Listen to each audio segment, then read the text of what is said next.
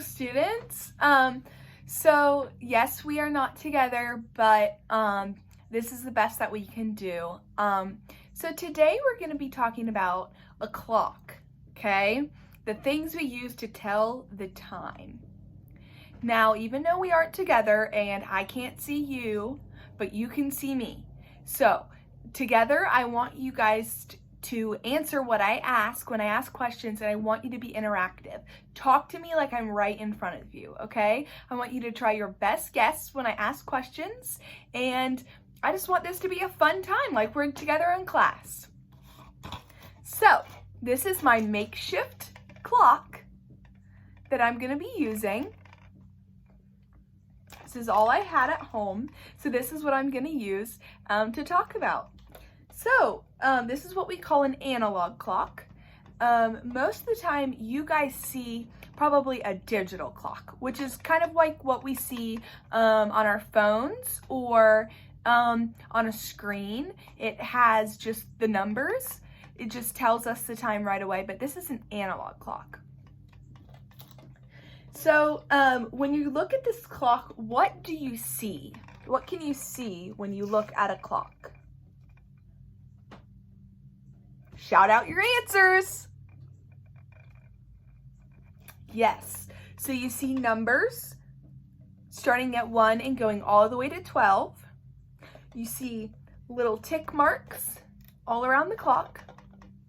And there are 60 of those tick marks. Those little tick marks, those little lines, they represent the minutes. And there are 60 around the whole clock because there are 60 minutes in 1 hour. Yes, these numbers right here from 1 to 12 represent the hours of the day. So when we say, what time is it?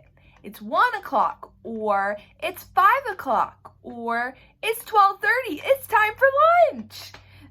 These are the different hours of our day. See anything else? Yes, there are 2 little things. These, I used paper clips to makeshift mine, but these look like little pointers, don't they? Normally you see them all around the clock. They point at the different times. But yeah, these are called hands. So a clock has 2 hands. They're not like our hands, they're the clock's hands. And they're different. I had one a different color just to help you guys see the difference. But can you tell the big difference between these things, these 2 hands, other than the color?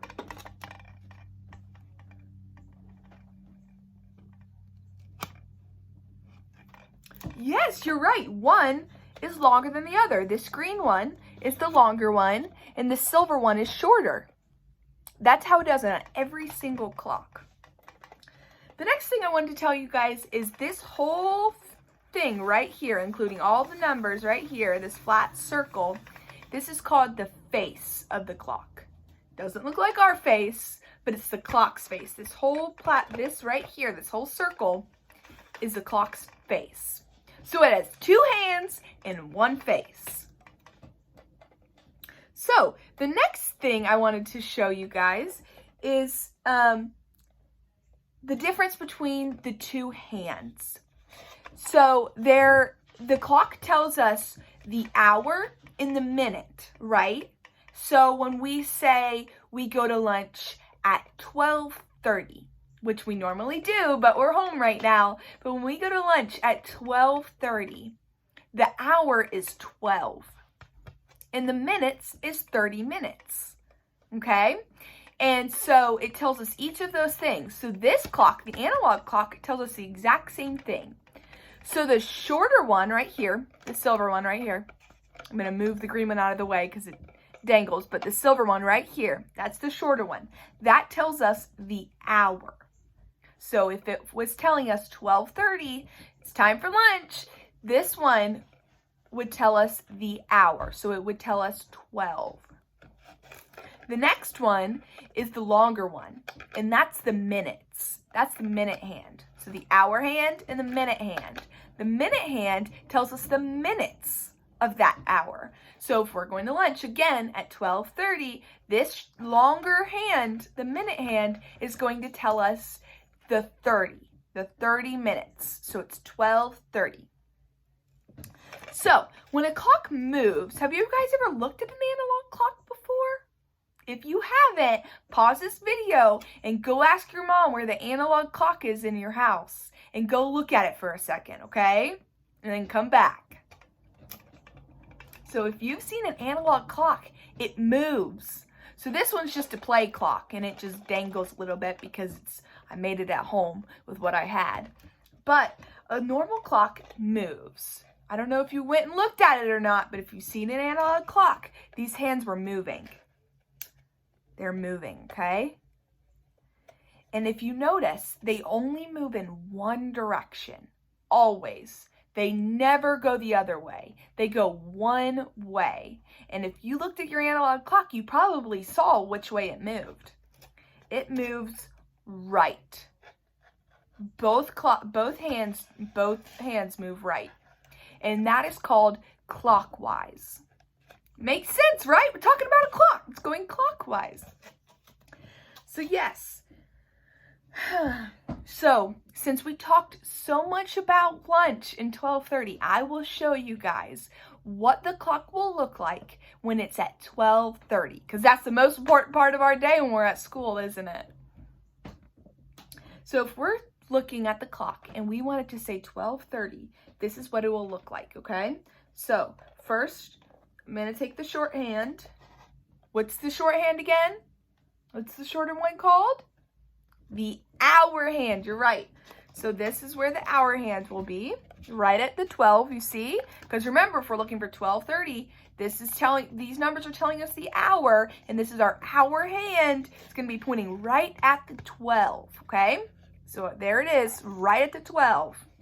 Now, this minute hand, remember the longer one. Got to move my hand so it can go clockwise because the clock only moves in one direction. And it'll go all the way down here. It'll be pointing at the 6.